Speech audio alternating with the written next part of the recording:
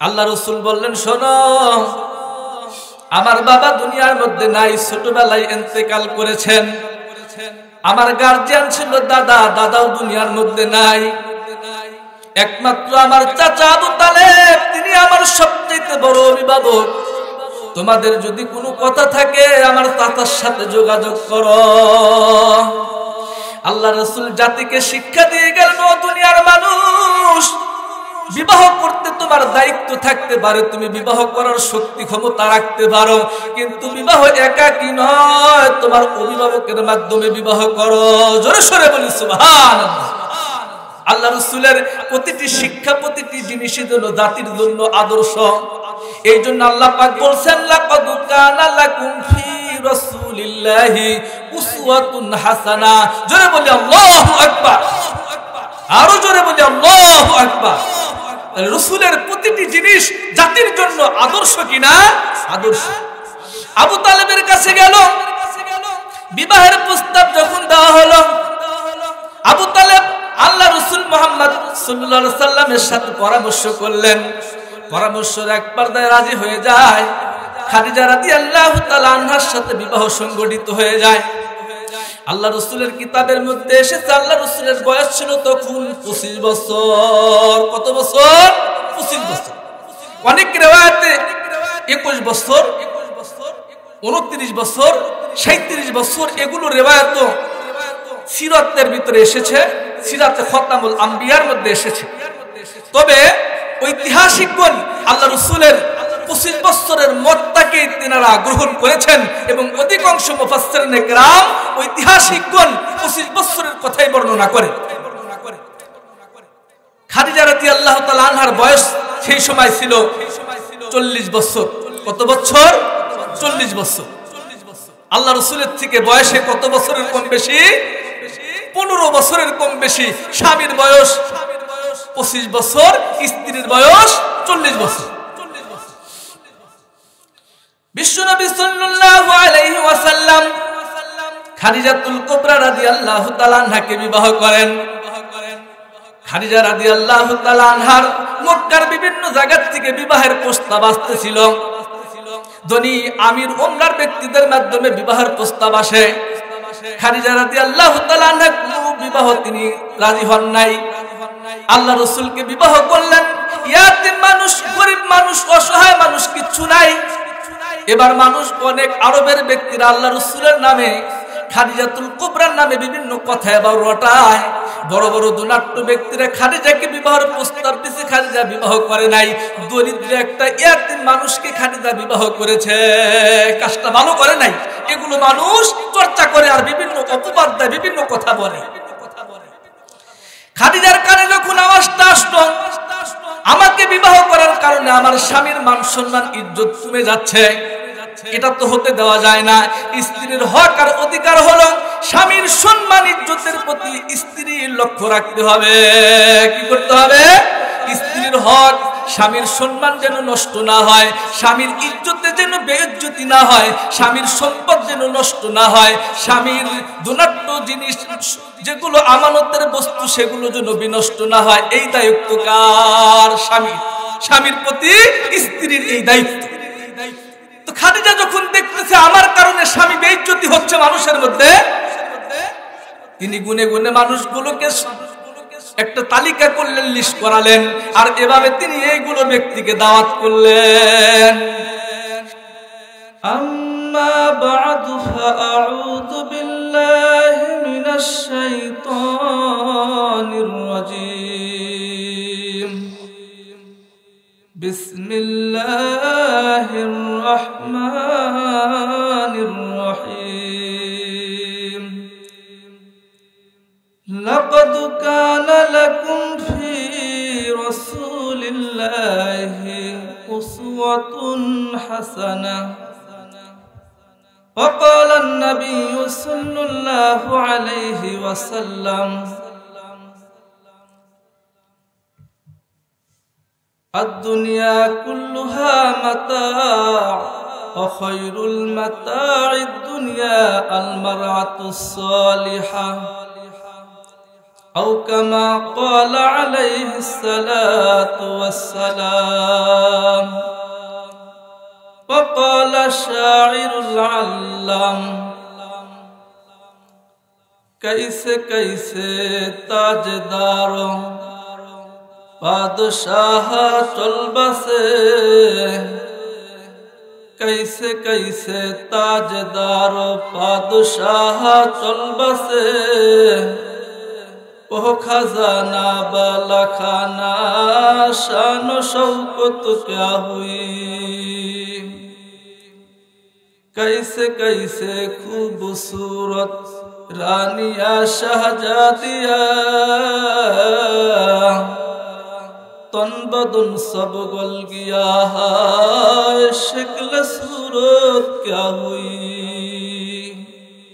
तन बदन सब गल गया है शक्ल सूरत क्या हुई आमन्तु बिल्लाहि सदक़ल्लाहुल मौलानाल अज़ीम व सदक़ रसूलुहुन नबियुल करीम व नहनु अला ज़ालिका लमिनश शाहिदीन वश्शाकिरीन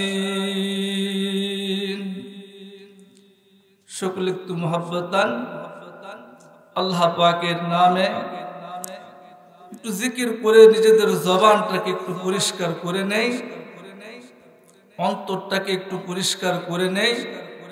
সম্মুখে আগে বসি, শয়তান বসে থাকলে তাকে এখান থেকে উঠায় দেওয়ার চেষ্টা করি। সকলে মহব্বতে পড়ি লা ইলাহা ইল্লাল্লাহ লা ইলাহা ইল্লাল্লাহ লা ইলাহা ইল্লাল্লাহ লা ইলাহা ইল্লাল্লাহ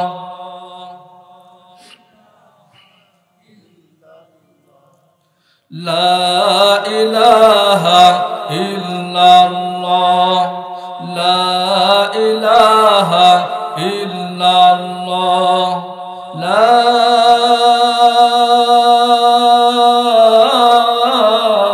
ইলাহা ইল্লাল্লাহু মুহাম্মাদুর রাসূলুল্লাহ সাল্লাল্লাহু আলাইহি ওয়াসাল্লাম। আলহামদুলিল্লাহ, তেলোয়া বাইতুন নূর জামে মসজিদের 65তম বার্ষিক বিরাট ইসালে সওয়াব উক্ত মাহফিলের সম্মানিত সভাপতি সাহেব, আমাদের সম্মানিত চাচা কারি মোহাম্মদ সিরাজুল ইসলাম খন্দকার সাহেব, উক্ত মাহফিলের প্রধান অতিথি, বিশেষ অতিথি, প্রধান বক্তা, দ্বিতীয় বক্তা আর উলামায়ে কেরাম যারা উপস্থিত আছেন, সাথে সাথে এলাকার সকল বয়সের পিতৃতুল্য বাবাজিরা, ছোট ভাইয়েরা, পর্দানিশীন অন্তরালে আমার মা ও বোনেরা, সর্বজ্ঞ রব্বুল আলামিনের দরবারে কালিমাতুন শুকরিয়া আদায় করি যে আল্লাহ তাআলা আমাদেরকে প্রতি বছরের ন্যায় এবছরও ইসলামী জালসার মসজিদের উন্নতি কল্পে আয়োজন করা হচ্ছে। আর সেক্ষেত্রে আমরা সকলেই যা এখনো আল্লাহ পাক আমাদেরকে জীবিত রেখেছেন, যে যেখানে আসি, যে অবস্থায় আসি, কথা বলা বা শোনার সুযোগ হচ্ছে, সমস্যার সকল আল্লাহ পাকের শুকরগুজার হয়ে পড়ে নেই আলহামদুলিল্লাহ। লাখো কোটি দরুদ ও সালাম বর্ষিত হোক সে মানবতার মুক্তির দূত সরকারে দো আলম তাজদারে মদিনা আহমদ মুস্তাফা মুহাম্মদ মুজতবা দুলাল আমিনা সাইয়্যিদুল মুরসালিন জনাবে মুহাম্মদ রাসূলুল্লাহ সাল্লাল্লাহু আলাইহি ওয়াসাল্লাম। আল্লাহ রাব্বুল আলামিনের দরবারে অসংখ্য অগণিত শুকরিয়া যে আল্লাহ তাআলা আমাদেরকে সুস্থ রেখেছেন, সবল রেখেছেন, মাহফিলে আসবার মতো সুযোগ করে দিয়েছেন। আমি আশাবাদী এলাকার বিভিন্ন জায়গায় বিভিন্ন বয়সের বিভিন্ন পিতৃতুল্য বাবাজিরা, যুবক ভাইরা বিভিন্ন জায়গায় আমরা বসে আছি, এলোমেলো ঘোরাফেরা করতেছি। এলাকার মাহফিলের সম্মানে আমরা যে যেখানে থাকি, মাহফিলের প্রায় মধ্য সময় চলে এসেছে। সেজন্য মেহরবানি করে রহমতি বরকতি সামিয়ানার নিচে আল্লাহ পাক আমাদেরকে কবুল করুক, আসবার মতো তৌফিক দান করুক। যারা এসেছি তারা আবার শুকরগুজার হয়ে পড়ে নেই আলহামদুলিল্লাহ। আসলে হেদায়েত নসিব করার মালিক হলেন আল্লাহ। কে? আল্লাহ। হেদায়েত আসার চারটা উপায় থাকে। শুধু শুনলেই মানুষ হেদায়েত হয় না। এক নাম্বার শুনতে হবে, মনের মাধ্যমে মন দিয়ে শুনতে হবে। দুই নাম্বার শুধু শুনলেই হবে না, সে কথাগুলো বোঝার চেষ্টা করতে হবে। দুই নাম্বার হলো কথাগুলো বোঝার চেষ্টা করতে হবে। শুধু শুনলাম, ক্ষান্ত হলাম, শেষ, এরকম না। শোনার পরে কথাগুলো বুঝতে হবে। তিন নাম্বার, কথাগুলোর প্রতি দৃঢ় আস্থা এবং বিশ্বাস রেখে শুনতে হবে। শুনলাম, মনে চাইলো, ভালো লাগলো, শুনলাম, মনে চাইলো, শুনলাম না, ফেলে দিলাম, এরকম না। দৃঢ় আস্থা এবং বিশ্বাস রেখে ইয়াকিনের সাথে সেগুলোকে শুনতে হবে। চার নাম্বার, এই কথাগুলোকে আমলের নিয়তে শুনতে হবে। চারুটার সমাবেশ একত্রিত যার মধ্যে পাওয়া যাবে, এই ব্যক্তির প্রতি আশা করা যায় আল্লাহ পাক তাকে হেদায়েতের আলো, হেদায়েতের মালা গলার মধ্যে পরিয়ে আল্লাহ তাআলা মাহফিল থেকে উঠাবেন। আল্লাহ তাআলা তৌফিক দিক, সকলে বলি আমিন। তাহলে মাহফিল আল্লাহ পাকের দরবারে কবুলযোগ্য হয়ে যায় যদি বান্দা শোনার পরে সেগুলো আমলের নিয়ত রাখে আর আমল করার চেষ্টা করে। আল্লাহ তাআলা আজকের মাহফিলকে কবুল করুক, আমাদেরকে শুনে বুঝে ইয়াকিনের সাথে রেখে আমল করার তৌফিক নসিব করুক, সকলে বলি আমিন। এলাকার আমরা উলামায়ে কেরাম, তালেবে ইলম, আল্লাহর রহমতে আল্লাহ পাকের শুকর কম নয়। তো যা হোক, সকলেই অনেকেই কম বেশি আমরা সময় সুযোগ পেয়েছি। সংক্ষিপ্ত সময়ের ভিতরে মূল্যবান কিছু কথা বলার চেষ্টা করব। আল্লাহ তাআলা যেন, যেহেতু এরপরে দ্বিতীয় বক্তা, প্রধান বক্তা এনারা আছেন, গুরুত্বপূর্ণ আলোচনা করবেন।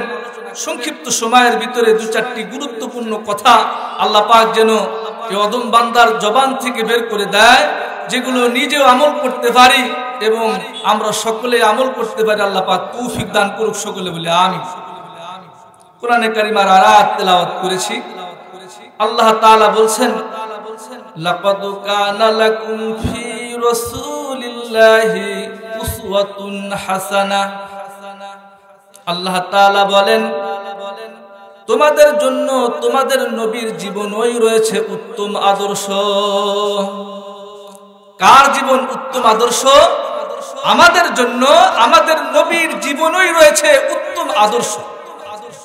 আল্লাহ রাসূলের ব্যক্তিগত জীবন, পারিবারিক জীবন, সামাজিক জীবন, রাষ্ট্রীয় জীবন, সকল ক্ষেত্রে বান্দার জন্য, তার উম্মতের জন্য আদর্শ রয়েছে। জোরে বলি সুবহানাল্লাহ। বিশ্বনবী সাল্লাল্লাহু আলাইহি ওয়াসাল্লাম জাতিকে আদর্শ শিক্ষা দিয়ে গেছেন। এই জন্য নবীজি বলেন, বুয়ুস্তুলি উতাম্মিমা মাকারিমাল আখলাক, আমি তোমাদেরকে উত্তম চরিত্র শিক্ষা দেওয়ার জন্য পৃথিবীতে প্রেরিত হয়েছি। জোরে বলি সুবহানাল্লাহ। রাসূল হলেন আমাদের মুআল্লিম, আমরা হলাম তার ছাত্র। যদি তার সেই কথা তদ অনুপাতে শিখতে পারি আর আমল করতে পারি, জোরে বলি ঠিক না বেঠিক? বিশ্বনবী সাল্লাল্লাহু আলাইহি ওয়াসাল্লাম মাতৃগর্ভে থাকাকালীন তেনার পিতা ইন্তেকাল করেন। মাতৃগর্ভের থেকে যেন আল্লাহ রাসূল পৃথিবীতে বড় ইতিম অবস্থায় আসেন।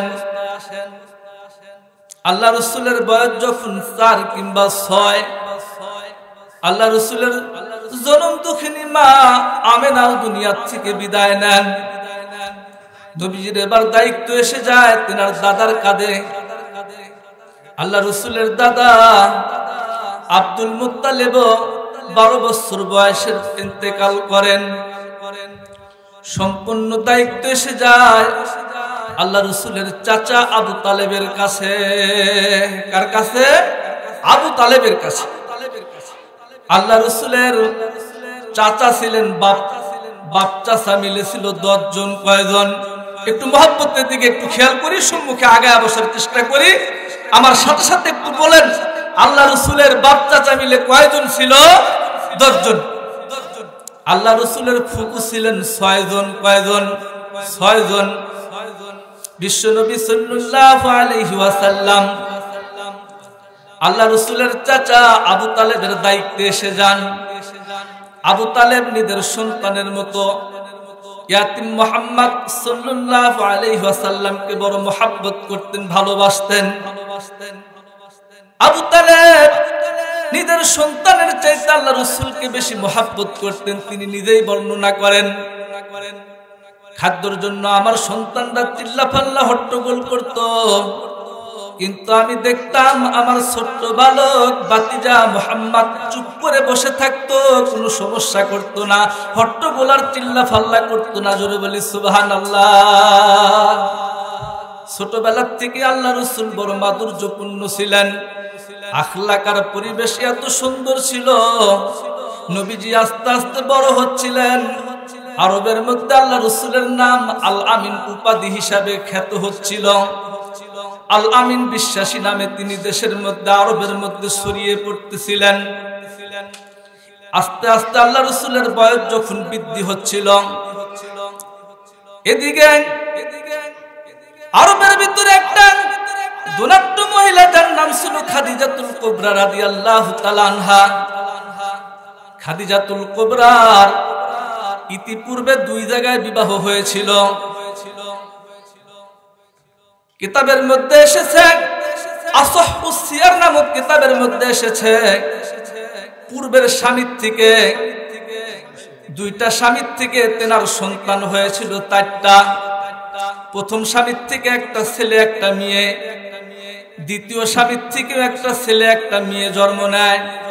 2 জন স্বামী দুনিয়ার থেকে বিদায় নেয়। সিরাতের কিতাবের মধ্যে আল্লামা মুগল তাই রাহমাতুল্লাহ আলাইহি বর্ণনা করেন, খাদিজাতুল কুবরা রাদিয়াল্লাহু তাআলা আনহার পূর্বের 2 স্বামীর থেকে 5টা সন্তান জন্মগ্রহণ করে। স্বামীগুলো 2টা স্বামী দুনিয়ার থেকে বিদায় নেয়। খাদিজাতুল কুবরা রাদিয়াল্লাহু তাআলা আনহা বড় ধনাঢ্য মহিলা ছিলেন, অর্থ সম্পত্তির কোনো কিছু অভাব ছিল না। হযরত খাদিজাতুল কুবরা খুঁজতেছিলেন, তালাশ করতেছিলেন আরবের মধ্যে এমন কোন ইমানদার ব্যক্তি, ইনসাফপূর্ণ ব্যক্তি, বিশ্বাসী ব্যক্তি পাওয়া যায় কিনা। কারণ বিশ্বাসী মানুষ ছাড়া তো ব্যবসা করা যায় না। তেনার বিশাল ব্যবসা মক্কার ভিতরে, আরবের ভিতরে, মদিনা এবং শাম দেশের মধ্যে ছিল। তিনি চাচ্ছিলেন এমন একজন যুবক আমি পাবো, যেই যুবকের কাছে আমার ব্যবসা অর্পণ করব। দায়িত্ব দেওয়ার জন্য তিনি খুঁজতেছিলেন নেককার মানুষ, আমানতদার ব্যক্তি তিনি তালাশ করতেছিলেন। তিনি হযরত খাদিজাতুল কুবরা রাদিয়াল্লাহু তাআলা আনহুর পিতার নাম ছিল খুয়াইলিদ। পিতার নাম কি ছিল? খাদিজা রাদিয়াল্লাহু তাআলা আনহার পিতার নাম ছিল খুয়াইলিদ। খাদিজা রাদিয়াল্লাহু তাআলা আনহার ভাইয়ের নাম ছিল আওয়াম ইবনে খুয়াইলিদ। সেই খাদিজার সাথে আল্লাহ রাসূলের ফুফুদার নাম ছিল সুফিয়া। আল্লাহ রাসূলের ফুফু সুফিয়ার বিবাহ হয়েছিল আওয়াম ইবনে খুয়াইলিদের সাথে। দেখেন সূত্রপাত করছে কি? আল্লাহ রাসূলের সাথে খাদিজার সম্পর্ক কোন দিক থেকে যায়? খাদিজা খুঁজতেছিলেন একটা নেককার মানুষের, একটা ইমানদার ব্যক্তির, একটা বিশ্বাসী ব্যক্তি, যার কাছে তেনার সম্পূর্ণ ব্যবসার দায়িত্ব অর্পণ করবেন। খাদিজার ভাইয়ের সাথে বিবাহ হয়েছিল আল্লাহ রাসূলের ফুফু সুফিয়ার। আল্লাহ রাসূলের ফুফু এবার বলতেছে, শোনো, তোমাকে আমি একটা কথা বলি, আমার একটা ভাতিজা আছে যার নাম হলো মুহাম্মদ। আরবের মধ্যে যাকে আল আমিন বলে বলে বলে বলে সুবহানাল্লাহ। আরবের মধ্যে তাকে আল আমিন বিশ্বাসী বলে সকলে জানে। তিনি এত ভদ্র, এত নম্র মানুষ। তোমার ব্যবসার দায়িত্ব যদি মুহাম্মদকে, আমার ভাতিজাকে দিতে, তোমার ব্যবসা সুন্দর চলতো, কোনো সমস্যা হতো না। খাদিজা বলে ঠিক আছে, তাহলে তোমার ভাতিজা মুহাম্মদকে নিয়ে আসো, আমি তাকে দেখবো, তার সাথে কথা বলবো।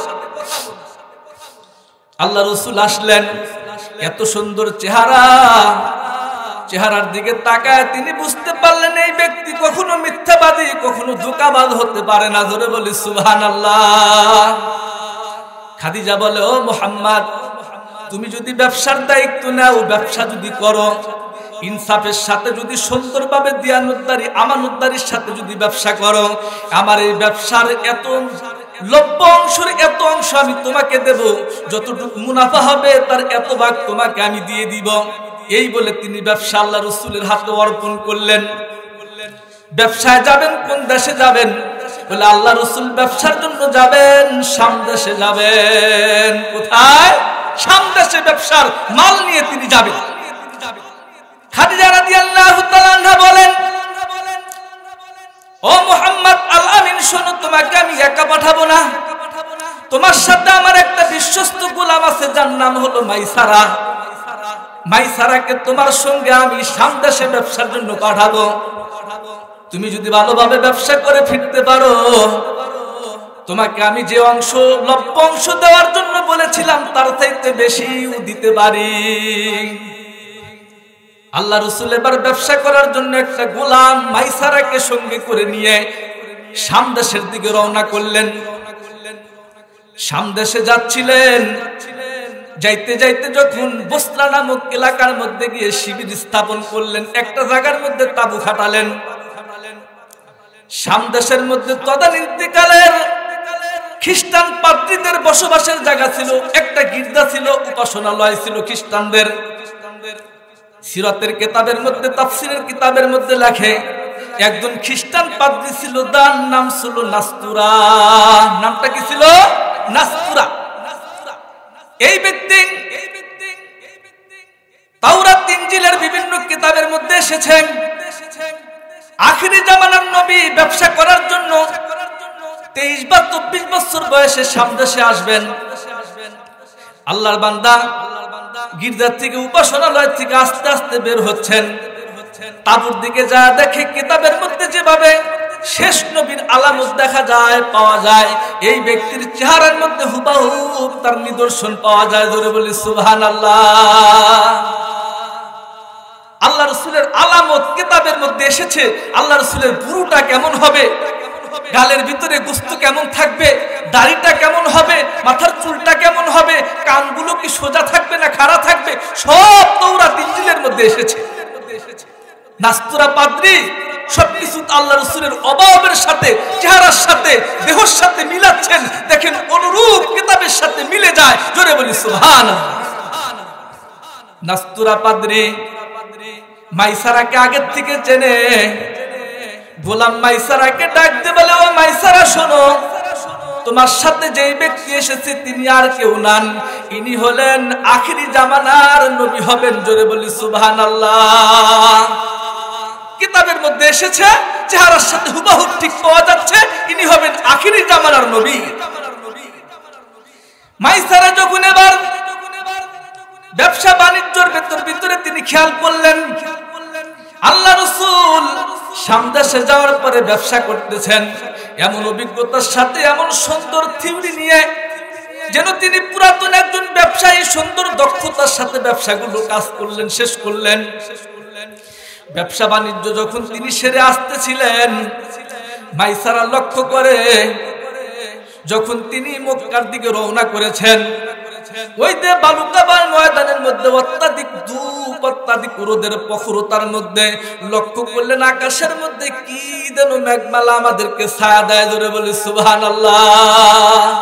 মাইসারা খেয়াল করলেন বহুবার ব্যবসার জন্য এসেছেন, এত তীব্র রোদের ভিতরে কখনো ছায়া দেওয়ার মতো কিছু ছিল না, আজকে আর কারো মাধ্যমে নাই, এই মুহাম্মদ ইনার বদৌলতে আমরা ছায়া পাচ্ছি। জোরে বলি সুবহানাল্লাহ। মাইসারা আবার ব্যবসা শেষ হলে আল্লাহ রাসূল বড় দক্ষতার সাথে বড় উন্নত মানের সুন্দর ব্যবসা করলেন সামদাসে। আরো অনেক ব্যবসার পণ্যগুলো কিনে আবার সামদেশ থেকে মদিনায় মক্কার দিকে চলে আসলেন। মাইসারাতে দিন আল্লাহ রাসূল সহ ব্যবসা করে যখন ফিরে আসতেছিলেন, খাদিজা এবার দ্বিতীয় তলায় বিল্ডিং এর ছাদের উপর দাঁড়ায় লক্ষ্য করে আমাদের কাফেলা ফিরে আসবে কি আজকে আসতেছে কিনা। দাঁড়ায় দেখে, তারা দেখতেছিল দূরে একটা কাফেলা দেখা যায়। ওই কাফেলার ভিতরে অত্যাধিক রোদের মধ্যেও দেখা যায় তাদের মাথার উপরে কি যেন ছায়া দেয়। জোরে বলি সুবহানাল্লাহ। দৃষ্টিগোচর হলো, খাদিজাও দেখতে পেলেন যে তাদের মাথার উপর কি যেন ছায়া দিচ্ছে। বাড়িতে আসলেন, মাইসারার কাছ থেকে আল্লাহ রাসূলের সবকিছু খুলে শুনলেন। নাস্তুরা পাদ্রী বলেছিলেন আখিরি নবী হবেন, এ কথাও শুনলেন। বিভিন্ন মুজিজা দেখেছেন, এগুলোও শুনলেন। খাদিজার মনটা তখন থেকে আল্লাহ রাসূলের দিকে আকৃষ্ট হয়ে গেছে। যদি আল্লাহ এই ব্যক্তি যদি মুহাম্মদ যদি আমাকে বিবাহ করে, আমি অবশ্যই তার সাথে বিবাহ বলব। খাদিজা রাদিয়াল্লাহু আনহা তেনার একজন দাসীর মাধ্যমে আল্লাহ রাসূলের কাছে খবর পাঠালেন যে খাদিজা রাদিয়াল্লাহু আনহা সে আপনাকে বিবাহ করতে চায়, আপনার মত কি? আল্লাহ রাসূল বললেন, শোনো, আমার বাবা দুনিয়ার মধ্যে নাই, ছোটবেলায় ইন্তেকাল করেছেন। আমার গার্জিয়ান ছিল দাদা, দাদাও দুনিয়ার মধ্যে নাই। একমাত্র আমার চাচা আবু তালেব, তিনি আমার সবচেয়ে বড় অভিভাবক। তোমাদের যদি কোনো কথা থাকে আমার চাচার সাথে যোগাযোগ করো। আল্লাহ রাসূল জাতিকে শিক্ষা দিয়ে গেলেন, ও দুনিয়ার মানুষ, বিবাহ করতে তোমার দায়িত্ব থাকতে পারে, তুমি বিবাহ করার শক্তি ক্ষমতা রাখতে পারো, কিন্তু বিবাহ একাকী নয়, তোমার অভিভাবকের মাধ্যমে বিবাহ করো। জোরে সোরে বলি সুবহানাল্লাহ। আল্লাহ রাসূলের প্রতিটি শিক্ষা, প্রতিটি জিনিসের জন্য জাতির জন্য আদর্শ। এই জন্য আল্লাহ পাক বলছেন, লাকাদ কানা লাকুম ফি রাসূলিল্লাহি উসওয়াতুন হাসানা। জোরে বলি আল্লাহু আকবার। আরো জোরে বলি আল্লাহু আকবার। রাসূলের প্রতিটি জিনিস জাতির জন্য আদর্শ কিনা? আদর্শ।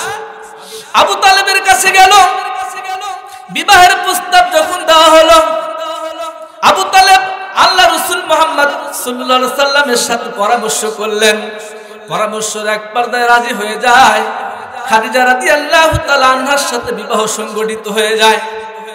আল্লাহ রাসূলের কিতাবের মধ্যে এসেছে আল্লাহ রাসূলের বয়স ছিল তখন 25 বছর। কত বছর? 25 বছর। অনেক riwayate 21 বছর, 29 বছর, 37 বছর, এগুলো riwayat সিরাতের ভিতরে এসেছে, সিরাতে খতামুল আম্বিয়ার মধ্যে এসেছে। তবে ঐতিহাসিকগণ আল্লাহ রাসূলের 25 বছরের মতটাকে তিনারা গ্রহণ করেছেন এবং অধিকাংশ মুফাসসিরিনে কেরাম ঐতিহাসিকগণ 25 বছরের কথাই বর্ণনা করে। খাদিজা রাদিয়াল্লাহু তাআলা আনহার বয়স সেই সময় ছিল 40 বছর। কত বছর? 40 বছর। আল্লাহ রাসূলের থেকে বয়সে কত বছরের কম বেশি? 15 বছরের কম বেশি। স্বামীর বয়স 25 বছর, স্ত্রীর বয়স 40 বছর। বিশ্বনবী সাল্লাল্লাহু আলাইহি ওয়াসাল্লাম খাদিজাতুল কুবরা রাদিয়াল্লাহু তাআলা আনহাকে বিবাহ করেন। খাদিজা রাদিয়াল্লাহু তাআলা আনহার মক্কার বিভিন্ন জায়গা থেকে বিবাহের প্রস্তাব আসতেছিল। ধনী আমির ওমরার ব্যক্তিদের মাধ্যমে বিবাহের প্রস্তাব আসে। খাদিজা রাদিয়াল্লাহু তাআলা আনহা বিবাহ তিনি রাজি হন নাই। আল্লাহ রাসূলকে বিবাহ করলেন। ইয়াতিম মানুষ, গরিব মানুষ, অসহায় মানুষ, কিচ্ছু নাই। এবার মানুষ অনেক আরবের ব্যক্তিরা আল্লাহ রাসূলের নামে, খাদিজাতুল কুবরার নামে বিভিন্ন কথা এবার রটায়। বড় বড় ধনাঢ্য ব্যক্তিরা খাদিজাকে বিবাহের প্রস্তাব দিয়েছে, খাদিজা বিবাহ করে নাই। দরিদ্র একটা ইয়াতিম মানুষকে খাদিজা বিবাহ করেছে, কাজটা ভালো করে নাই। এগুলো মানুষ চর্চা করে। করে আর বিভিন্ন অপবাদ দেয়, বিভিন্ন কথা বলে। খাদিজার কানে যখন আওয়াজটা আসলো আমাকে বিবাহ করার কারণে আমার স্বামীর মান সম্মান ইজ্জত কমে যাচ্ছে, এটা তো হতে দেওয়া যায় না। স্ত্রীর হক আর অধিকার হলো স্বামীর সম্মান ইজ্জতের প্রতি স্ত্রীর লক্ষ্য রাখতে হবে। কি করতে হবে? স্ত্রীর হক, স্বামীর সম্মান যেন নষ্ট না হয়, স্বামীর ইজ্জতে যেন বেইজ্জতি না হয়, স্বামীর সম্পদ যেন নষ্ট না হয়, স্বামীর ধনাঢ্য জিনিস যেগুলো আমানতের বস্তু সেগুলো যেন বিনষ্ট না হয়। এই দায়িত্ব কার? স্বামীর। স্বামীর প্রতি স্ত্রীর এই দায়িত্ব। তো খাদিজা যখন দেখতেছে আমার কারণে স্বামী বেইজ্জতি হচ্ছে মানুষের মধ্যে, তিনি গুনে গুনে মানুষগুলোকে একটা তালিকা করলেন, লিস্ট করালেন, আর এভাবে তিনি এইগুলো ব্যক্তিকে দাওয়াত করলেন। বিশাল একটা দাওয়াতের মেহমানদারির ব্যবস্থা করলেন। প্রত্যেকটা মানুষকে সুন্দর করে ফুর্তিপূর্ণ উদরপূর্ণ করে সকলকে খাওয়ালেন। খাওয়ানোর পরে হযরত খাদিজাতুল কুবরা সুন্দর পর্দা পোশাক করে তিনি পর্দার অভ্যন্তরের থেকে লোকদেরকে দৃষ্টিগোচর করে সম্বোধন করে বলে, শোনেন, আমার স্বামী বড় অসহায় মানুষ, ইয়াতিম মানুষ, তার কোনো সম্পদ নাই। আমি খাদিজার অর্থ সম্পত্তি টাকা পয়সার কোনো কিছু অভাব নাই, কোনো কিছুর কমতি নাই। এই জন্য আপনারা আমার স্বামীকে বিভিন্ন কথা বলেন। শোনেন, আজকের থেকে আমার সহায় সম্পত্তি টাকা পয়সা গোলামবাদী যা আছে সব মুহাম্মদকে দান করে দিলাম। জোরে বলি সুবহানাল্লাহ। খাদিজা বলে, দেখেন, আজকের থেকে আমার স্বামী সবচেয়ে ধনী ধনাঢ্য মানুষ হয়ে গেল, আমি হলাম সবচেয়ে অসহায়। আমার স্বামী আমাকে তার সংসারে তার পরিবারে রাখবে, এটা আমার জন্য সবচেয়ে সৌভাগ্যের জিনিস। জোরে বলি সুবহানাল্লাহ। এভাবে স্ত্রী তার স্বামীর মর্যাদাকে কিভাবে দেখেন বৃদ্ধি করে দিলেন। স্বামীর মর্যাদা, স্বামীর সম্মান প্রতিটি স্ত্রীর জন্য যেরকম রক্ষা করার দায়িত্ব, ওই রকম স্ত্রীর জন্য স্বামীর মর্যাদা রক্ষা করার দায়িত্ব। জোরে বলে ঠিক না ঠিক?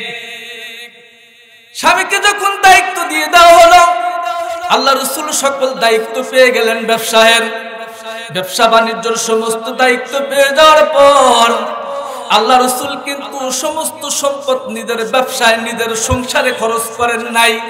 আল্লাহ রাসূল সমুদয় সম্পত্তিগুলো সবগুলোকে তিনি একে একে আল্লাহ রাস্তায় দান করে দিয়েছেন। জোরে বলি সুবহানাল্লাহ। আল্লাহ রাস্তায় বিলীন করে দিয়েছেন, দান করে দিয়েছেন। আমার স্ত্রীর সম্পদ যদি আমি আমার সংসারে খরচ করি তাহলে মানুষ বলবে কি, লোকে বলবে কি, স্ত্রীর সম্পদ পেয়ে আমি খুশি হয়েছি, আমার আর কিচ্ছু করা লাগে নাই। এই জন্য তিনি সমস্ত সম্পদগুলো আল্লাহ রাস্তায় একাকী সবকিছু বিভিন্ন অসহায় ব্যক্তিদের মাঝে, বিভিন্ন ব্যক্তিদের মাঝে, দরিদ্রদের মাঝে, অসহায়দের মাঝে দান করে দিলেন। বিশ্বনবী সাল্লাল্লাহু আলাইহি ওয়াসাল্লাম সবগুলোকে যখন দান করে দিলেন, আল্লাহ তাআলা তেনার সম্মান ইজ্জত কিন্তু কমায় দেন নাই, আস্তে আস্তে আরো বৃদ্ধি করে দিয়েছেন। এই জন্য আল্লাহ তাআলা প্রতিটি মহিলাকে, প্রতিটি মা জাতিকে নির্দেশ দিয়েছেন এ কথার যে তারা তাদের দুনিয়ায় আমল কিন্তু বেশি না, অল্প 4টা আমল। কয়টা আমল? পুরুষদের যত আমল, মহিলাদের মা জাতির কিন্তু অত আমল না, মাত্র 4টা আমল।